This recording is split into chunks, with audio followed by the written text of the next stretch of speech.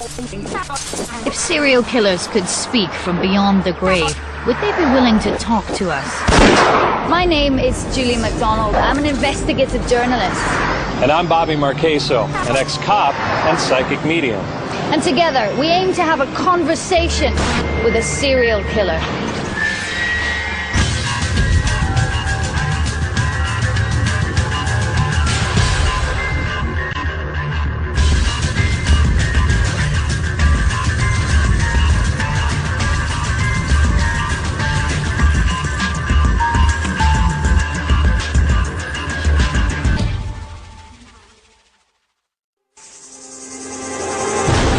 John Wayne Gacy was a monster in human flesh.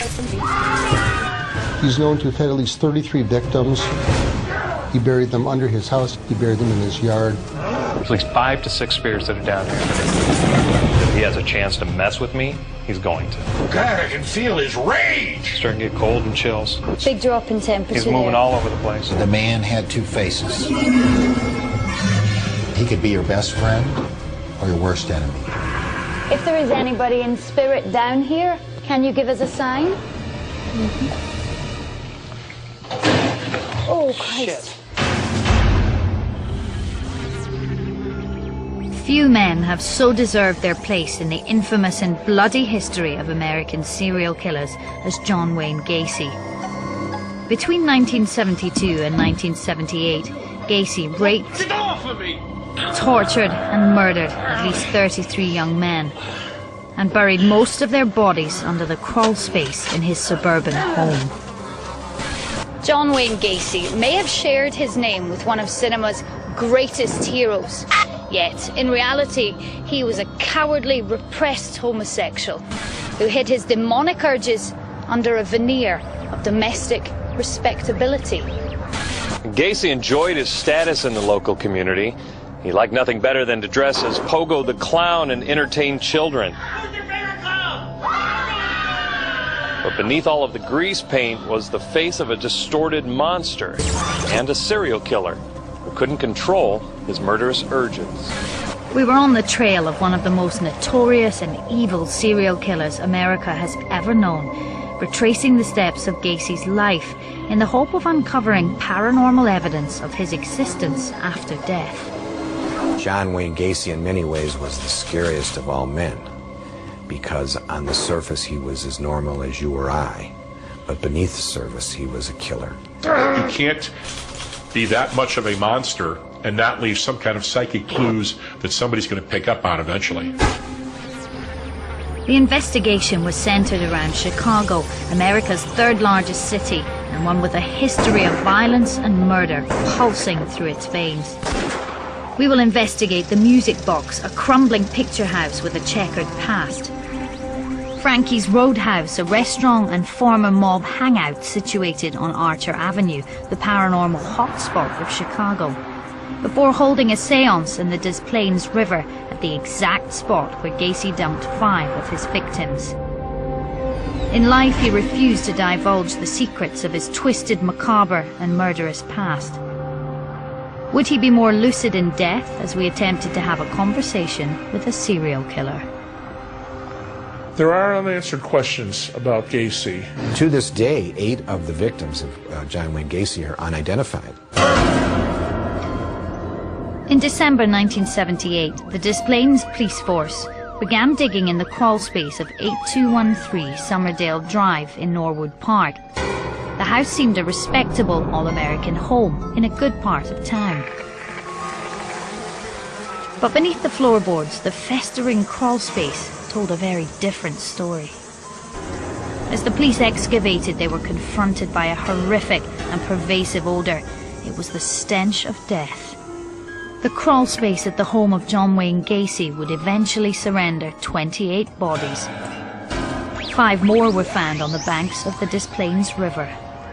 Gacy was able to operate for such a long time because his victims were teenage hustlers, semi-prostitutes with no close family ties. Quoting John Wayne Gacy, worthless little queers and punks. Come on, put the beer down. All right. Gacy had what he called the rope trick and the handcuff trick. He would tell them that he was a magician, and for fun, let's see if you can get out of this rope trap, or let's see if you can get out of these handcuffs. I can't get him off. So they went along with the show, and they allowed themselves to have their wrists bound, and it was at that point when Gacy did the terrible things that he did. Where had this unspeakable evil come from, and what had driven this man to become a monster? The man they called the Killer Clown. I wanted to start our investigation by speaking to someone who knew Gacy in his youth. Barry Buscelli was John Wayne Gacy's best friend. As children, they were inseparable, kindred spirits. I hoped his stories would give us some insight into the mind of this horrific killer. Can you just tell us what it was like being a kid growing up in Chicago? It was a time that'll never be again. When Johnny entered my life in August of 1952, I knew that we were going to have a relationship like no other. I mean, you guys obviously had lots of adventures together, as kids do. Yes. Was there one specific one which was differently about John? This is now 1978. He said to me, I'd like to see you again. I said, okay. And I finally arrived at his house about 10:30 in the morning.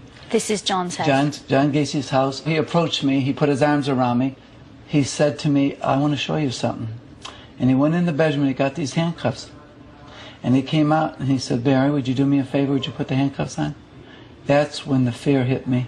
I said, Johnny, would you do me a favor? Would you get me a glass of water, please? So with that, he went to the kitchen, and that was time to leave. I grabbed my dad's keys and I ran, and all of a sudden, I got to the car and I couldn't get the key in, and I was scared to death. I got in the car and I had the window down, and as I turned around, he had his hand up. He said, I'm going to murder you. Johnny didn't even know who Johnny was anymore. Was Gacy so evil he was even prepared to kill his childhood friend? We were already drifting into far darker territory than I had ever imagined. When did you come here to visit this theater? I'm starting to take on Gacy's persona. It's not a pleasant feeling.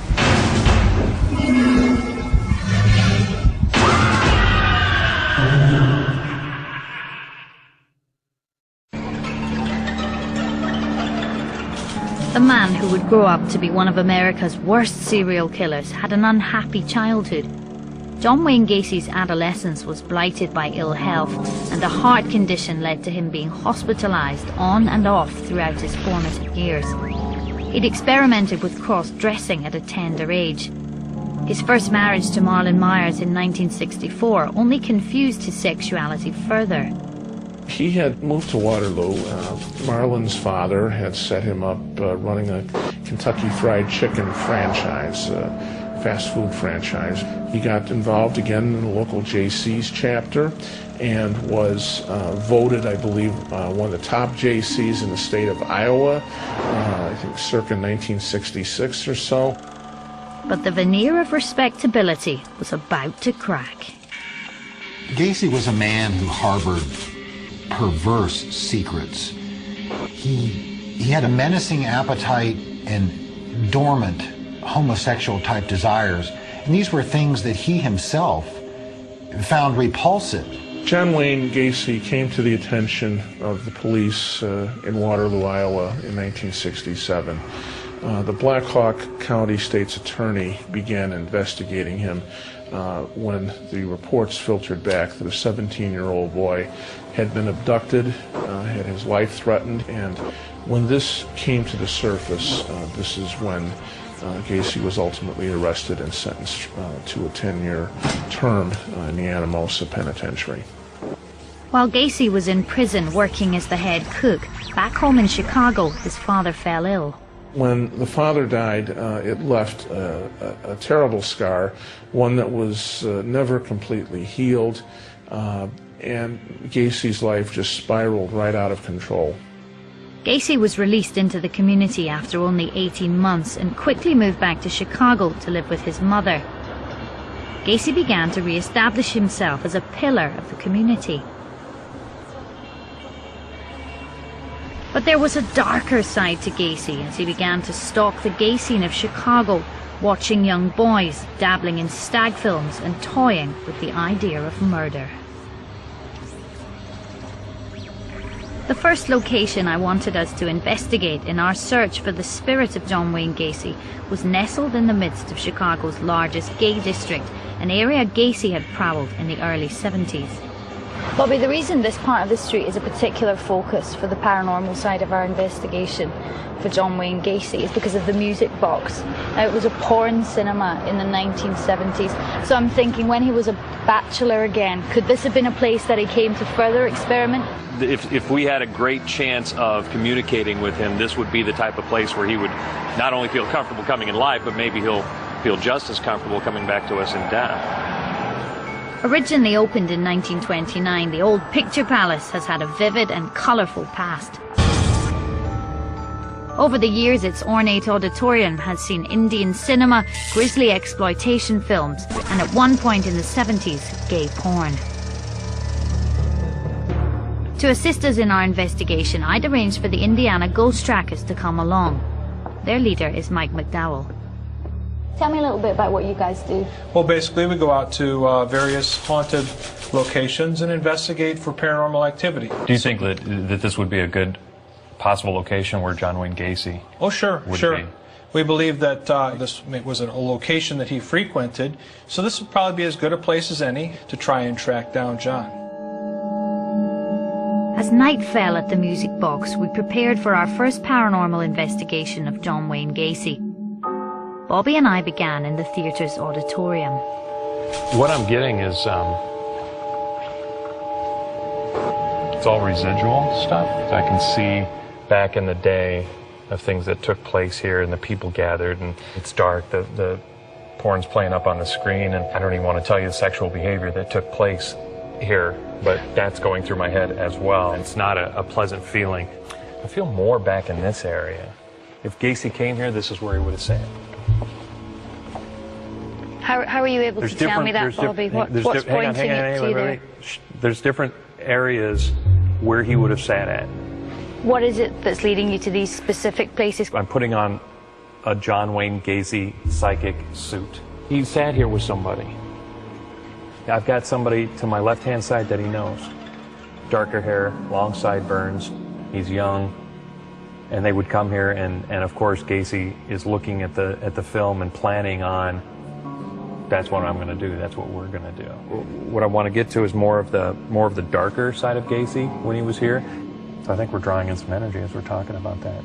I'd really like to start seeing if we can't get him to come through. Bobby wanted to hold an EVP session with the Indiana Ghost Trackers. EVP stands for Electronic Voice Phenomena and is a well-known method of spirit communication. Paranormal investigators believe that machines pick up sounds undetected by the human ear that might be attributed to ghosts or spirits. Recording here, this is the Music Box Theater. If this is John, please know that we're here to talk to you and communicate with you. John, when did you come here to visit this theater? Did anyone come with you to the theater? Did you meet any nice young boys here? It's starting to get tingles in the back of my head now. John, when you were a child, for hoarding underwear in your playhouse in the crawl space, that your mother would make you wear the women's underwear to school. Is that true? John, when you were a child... When the Ghost Trackers later reviewed the tapes, they were able to pick up what sounded like an EVP. Could this electronic distortion be a voice from beyond? Is that true?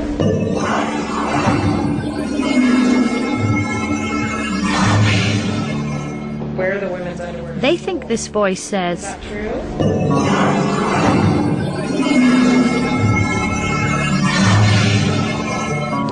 Were you more excited by power that you had over them or the sexual fantasies? Sexual fantasies. Power, though, being a layer. The Ghost Trackers believed that they'd received another response to this question. Were you more excited by power that you had over them or the sexual fantasies? Sexual fantasies. Power, though, being a layer. I'm not sure, but they think that this voice could be saying the word equal.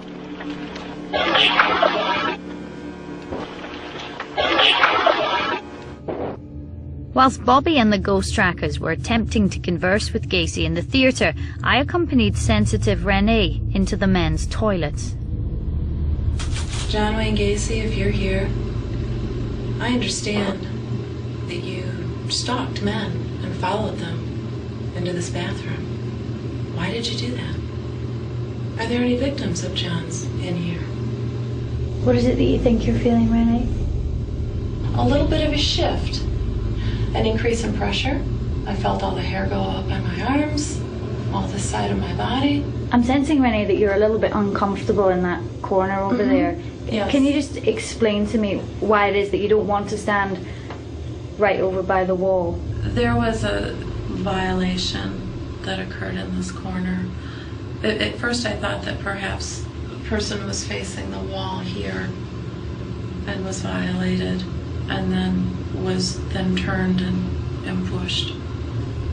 The man with the short hair, a little bit shorter than me, was the one that was being pushed up against the wall, both frontwards and backwards. Renee clearly had some brutal images flashing through her mind. I wanted to see if Bobby could feel the same violent emotions that she'd been picking up. Probably some of the areas that you were feeling immediately are this corner. Yes. And then, and this is again a And big how? push over here. There's a forcing. No, what part of you? Just everywhere. The body, I'm pushed, and then I get hit, and then I do see blood. Yeah, I do see blood. So given that you both feel that certain violent things have happened in here, anything related to John Wayne Gacy that you sense, or that you sense, Renee? These particular feelings, not John Wayne Gacy. Has he come through in spirit at all? I think he was there in the theater when we were talking. I think he started getting worked up a little bit anger-wise. When these guys were asking questions, specifically, I was starting getting answers. We're getting deeper into that dark heart that he had. So Bobby and I just got back from the music box. First of all, when we went into the theatre, Bobby talked about where John Wayne Gacy had sat. My thoughts were that a man like John Wayne Gacy, knowing how he behaved, it was obvious that he would sit at the back. And then we went into the toilets in a porn theatre. I suppose anybody might expect rationally that things have gone on in there. And surprise, surprise, that's exactly what the paranormal group came up with. Bobby and the lady from the paranormal group were separated, and when he came in, he sensed the same situation. So I suppose you might be able to take something from that, but I think just being there factually and rationally, you could have picked those things up. In the early 70s, Gacy was busy juggling his Jekyll and Hyde lifestyle, the upstanding community man and the dangerous nocturnal prowler. Divorced while in prison, he remarried in 1971 and moved into Norwood Park, a conservative and family-orientated community. He launched a new business venture as a building contractor, and, to all around him, he successfully conjured a facade of respectability. To me, it's almost like John Wayne Gacy was a multiple personality. The successful contractor, the friendly neighbor, the community organizer. On the other hand, he's this clandestine killer whose murderous compulsions are starting to overpower him. Late at night, past midnight, he would drive down to the near north side of Chicago, north of downtown, to Washington Park, which is better known in Chicago as Bughouse Square. Gacy would cruise this area in his automobile, driving around the park looking for pickups. And it is believed that that's where the very first victims that he solicited and later murdered had come from. I wanted to take Bobby to Bughouse Square to see if he could connect with Gacy the stalker. So Bobby, we've left downtown and we've come slightly further out of the city, and I wanted to bring you here specifically to this square.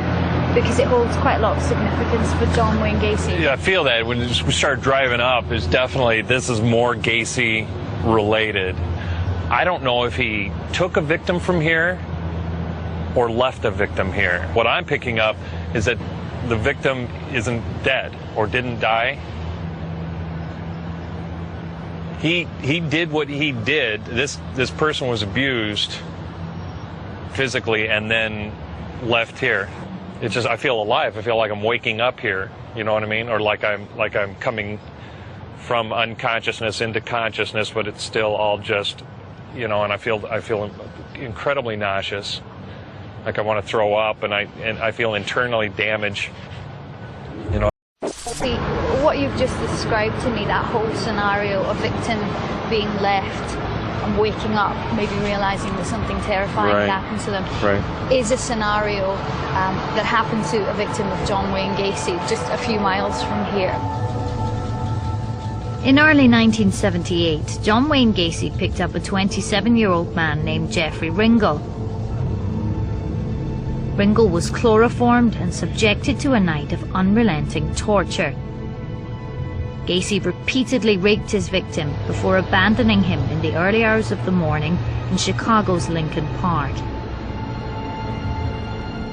I wanted to see if Bobby could get a stronger connection with the feelings he's experienced in Bughouse Square, at the actual location where Ringel was dumped. The feelings are no different, just the same disorientation. I would describe almost like I have to vomit. In fact, I feel that I did.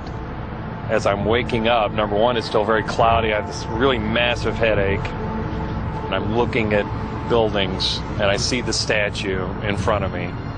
Could it be that the reason you're seeing a distorted picture is because the pictures you're seeing are that of the victim that we know that was left here?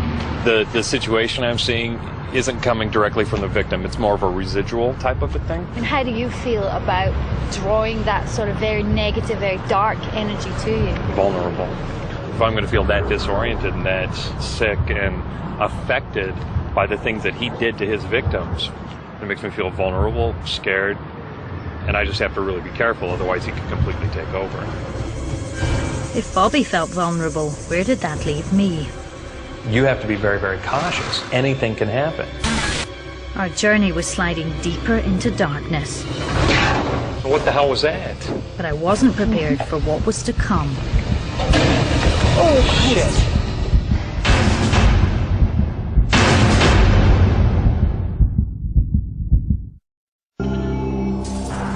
John Wayne Gacy was one of the most notorious and sinister serial killers America has ever known.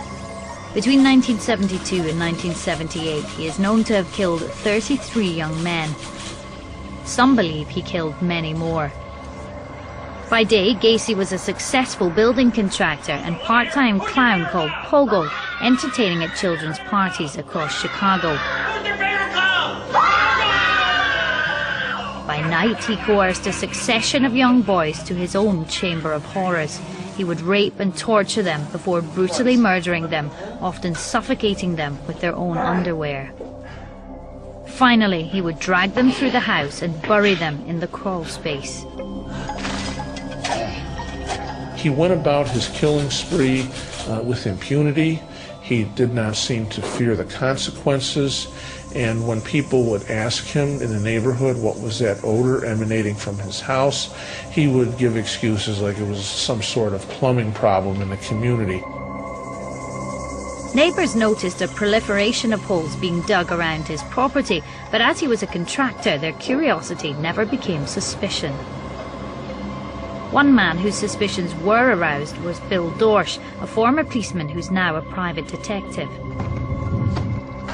He recalls seeing the killer digging in the dead of night at his mother's apartment, where Gacy had the maintenance contract. I was working nights, which meant I usually got off around 2 o'clock in the morning, and I would be coming home.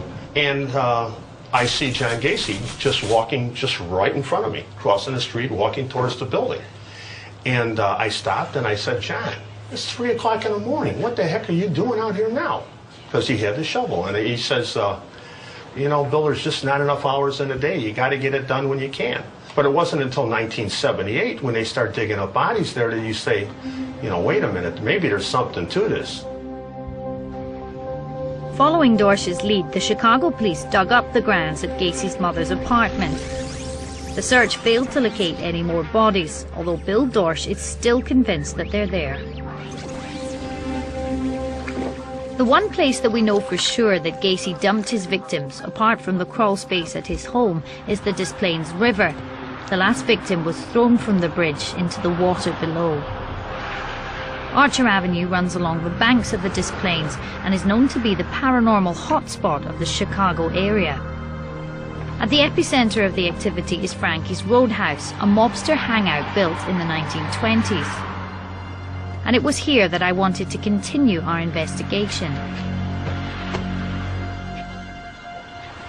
This looks great. Yeah, this is Frankie's Roadhouse. I brought you here for two reasons. Yeah. First of all, the folklore of Chicago says that it's one of the most haunted locations, and the strip that we're on here is thought of as also being seriously haunted. But as far as John Wayne Gacy is concerned, it's believed that he came to the Roadhouse when he was dumping bodies in the river. For me, I think this place is really going to deliver. No, definitely. I mean, with the things that I'm already sensing, it has great potential to become quite sinister, quite dark tonight, so I would anticipate that. Let's get in there.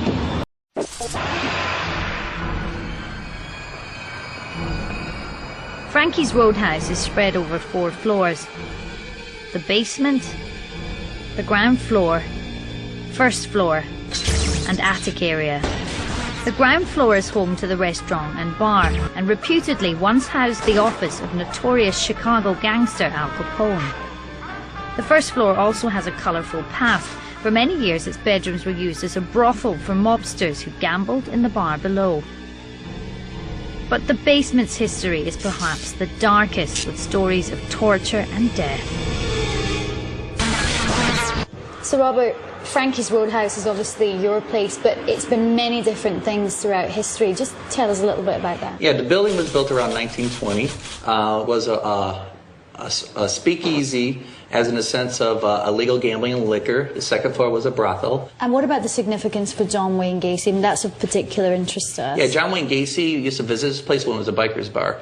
And because of the river is so close, where he would dump the bodies and come over and have a drink. And, you know, and I guess melt his sorrows in his glass of beer, you know. So tell me about some of the paranormal activities. A lot of people say they get a lot of strong feelings downstairs, you know, as in killing, people being beaten up. We were told that a little boy was killed here because he accidentally saw something. So there's a lot of things that can happen here. With all the paranormal experiences that have been alleged to go on in this building, would you ever spend the night here by yourself? I've done it to 3 o'clock in the morning once and was very scared. And no, I wouldn't do it again. If Robert's stories were to be believed, Frankie's Roadhouse was host to a number of malevolent spirits. But could any of these spirits be John Wayne Gacy? Tonight I wanted substantial evidence that paranormal activity exists. To assist us in our investigation, I'd called on the help of Ursula Bielski, a local historian and veteran paranormal researcher. Frankie's Roadhouse is one of the most haunted places in the Chicago area. I think it's very possible that John Wayne Gacy is still with us, and he is probably exactly the way he was in life, and probably not a very nice guy. I'd also invited Ed Shanahan to join us, a local psychic and expert in calling forward dark matter. I think John Wayne Gacy's spirit would be a controlling one, where it would try to take over even maybe me doing what I'm doing, okay? Because I've channeled it in the past. And just the thought of it, it brings up an anger inside of me. The sun plunged from the Illinois sky, taking the security of daylight with it. As we prepared for our investigation, I was nervous about the night ahead. Obviously a focus for us, Bobby, is John Wayne Gacy and whether his spirit will come through here. Is there anything that we have to be aware of when we're dealing with his spirit, if it does show itself? Yeah, some of the things I would expect would be how he and what he did to his victims. Some of the chloroform, you might feel nauseous, dizzy, headaches, choking, feel like you can't breathe. For me, I'm probably more vulnerable than you are just with his homosexual tendencies. If he has a chance to mess with me, he's going to. You have to be very, very cautious. anything can happen. We are digging into some of the depths of darkness that have taken place not only here in this building, but in John Wayne Gacy's mind.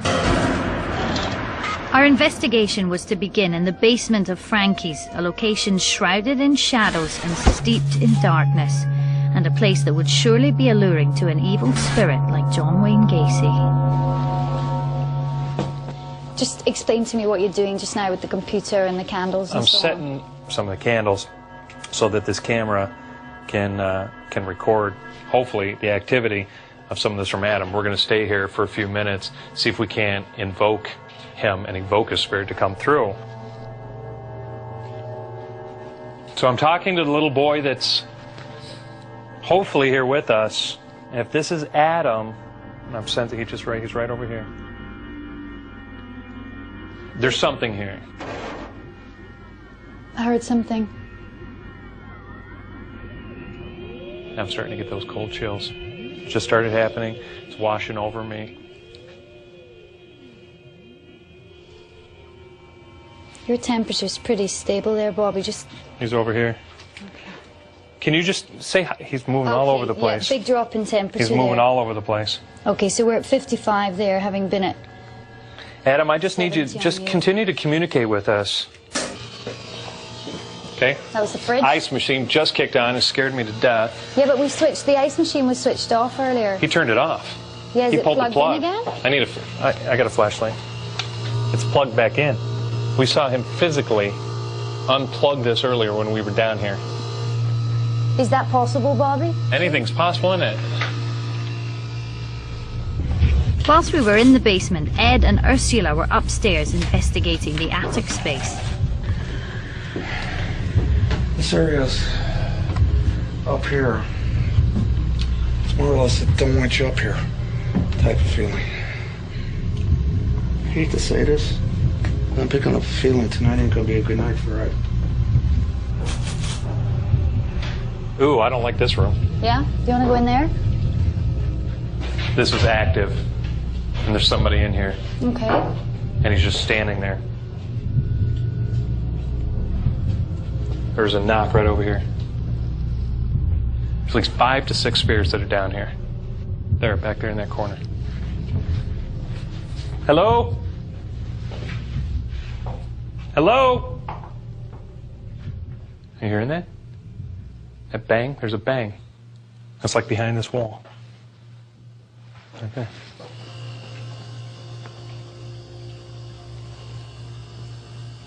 That's not what I heard. It sounded like.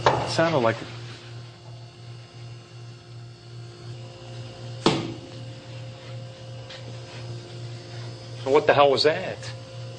I've no idea. That was a loud bang. Are you sensing something here, Bobby? Well, yeah, all over this area. In fact, he's standing right over there, right in the back. Did you hear that? Yes, I did. Why are they chasing us around? Why are they They're playing having fun games with us. They're winding us up. So they're not threatened by us being here. This They're is monsters. like fun time, Frankie. This is fun time. Just recording as Ed talks to see if there's anyone here that's responding to him. It is cold right here. I got chills running through me like crazy. If there's someone here with us, we would like to talk to you and find out who you are and why you're here. Right in this area. Like a caged cat, and it's, if you've been watching, it's like something's pressing down. It's like, I don't know if it's a stress or what I'm feeling. The spirits want to be known, okay? Make another noise for us.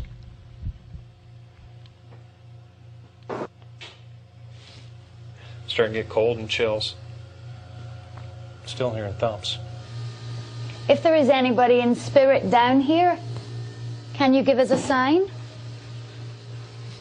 Where did that come from? Just right over here. Sometimes you'll be able to hear an EVP is electronic voice phenomena where they're going to come through either the cam.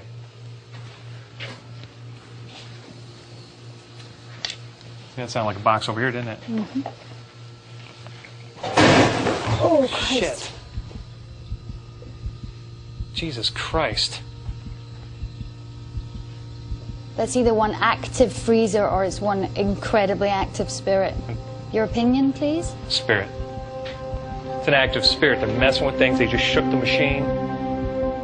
Events in the basement had shaken us, but we needed confirmation that the owner hadn't turned the machine back on. Bobby and I just a few minutes ago experienced a lot of noise coming from it. Didn't you turn this off, though? Yes, we were I did. down here earlier, and you turned that off. I turned it off. This is a normal sound right now. That means it's on, but it shouldn't be on.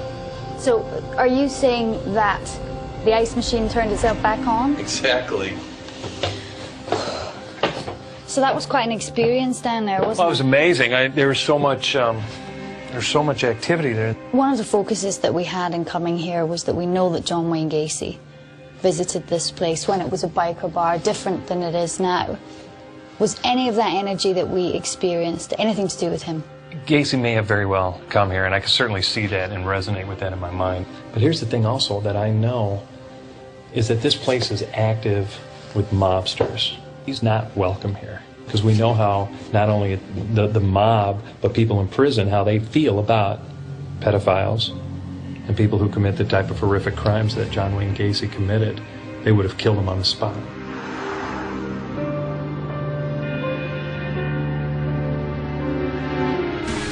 I think Frankie's Roadhouse was absolutely fascinating, all the mob associations, the fact that John Wayne Gacy went there kind of got lost in all of that because there was so much history. So it was very difficult to separate the fact that it was so interesting with anything that might have appeared paranormal.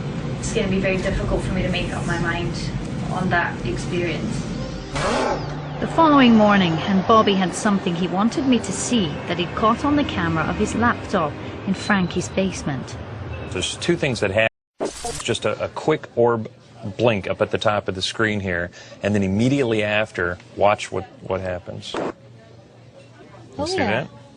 It materializes from there, moves across the screen. There's no way for me to explain that. That's very interesting. I don't know what we would necessarily call that, but it certainly shows itself, doesn't it?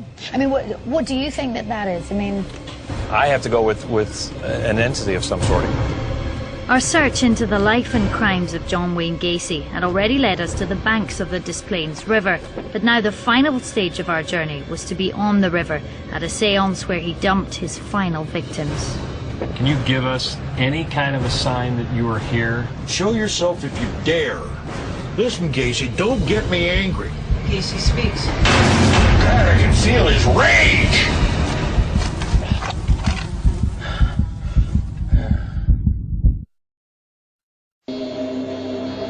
We were approaching the conclusion of our quest to track down the spirit of notorious serial killer John Wayne Gacy. Our journey had brought us to the banks of the Des Plaines River. A lot of supernatural energy, psychic energy to be found along the banks of the Des Plaines. And ironically, this is where John Wayne Gacy dropped the last of his bodies when he rented a crawl space room at his home on the northwest side. Gacy thought he would never be caught and felt that this river was the key to his survival and his freedom, and it was here that we were going to stage a séance in our final bid to get some answers from beyond the grave. We waited on the banks of the Des Plaines River for night to fall. so Bobby, I've brought you to this rather bleak spot at the side of the Des Plaines River. I've organised for a boat to come to take us towards the I-55 bridge where he dumped the bodies, with hope that there might be enough emotion, enough energy there that he might come through to us. I would anticipate in tonight's seance probably picking up a lot of the emotion from the victims, but also the turmoil and emotion that was taking place inside of John Wayne Gacy at the time that he dumped the bodies. I'd invited the Indiana Ghost Trackers to join us in the séance, which would be led by local psychic Grant Wiley. The boat headed upriver, our destination the dark, murky waters below the bridge where Gacy's murderous spree had ended. It was from this bridge that Gacy discarded the body of his final victim, 15-year-old Robert Peast. Is there anything that we really need to know going into the séance? Anything I need to be aware of when I'm trying to divide between fact and fiction?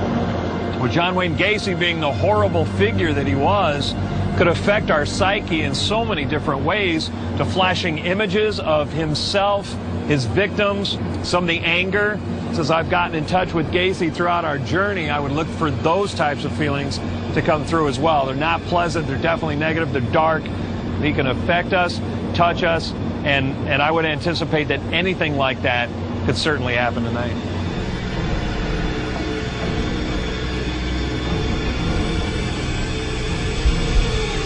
Feel yourself dropping down into a deeper state of consciousness. Deeper and deeper. Does anybody see any person yet? He's standing in blue jeans and a belt and topless, no shirt. Do you know his name? He's giving me a name, Matthew. Ask Matthew what he has to say. He keeps wanting to know why he was a victim, why Gacy did what he did. He keeps saying that he hit me. When he was thrown into the river, he was still like, as I feel myself going into the river, it just feels like this sinking feeling, just going down, and the next thing, he's crossed over. Be careful with some of these spirits, for some of them seek vengeance, and I don't blame them. Well, Gacy speaks. He says that there are more victims, more than the ones in the river, more than the ones in the house. There were some unsolved murders, people that were missing. He's angry. All I hear it is anger. Saying, why are you doing this? Why are you bothering me? God, I can feel his rage! Listen, Gacy, don't get me angry. Go ahead. You want to show yourself? Yeah, go ahead. We'd all like that. Show yourself if you dare. What was that? One last time, John, before we close this circle. Use the energy that's in this room, John, to manifest yourself. I'm getting a foul smell. Yeah. What does it smell like? A combination of ammonia and BO. Are we talking something boat, river related? Now, I never heard of ammoniated BO before. Could the smell have been Gacy? If a spirit did have a pungent odor, it seemed entirely possible it could be him, the stench of death and decay in his wake. But in the industrial landscape of the Des Plaines River, it could simply have been factory smells. But the psychics and sensitives felt sure that something else was with us on the boat. Gacy expressed quite a bit of anger, a little bit of confusion also. He had no remorse. He felt that he had every right to do everything that he did. It was more of a hostile attitude or an uncooperative attitude. Our investigation had come to an end, but although we could leave Chicago, it seems the city would never be free of Gacy's horrific legacy. He liked being the center of the community in life and lurking in the shadows. He probably enjoyed the attention in death. Chicago can never move on, and neither will John Wayne Gacy.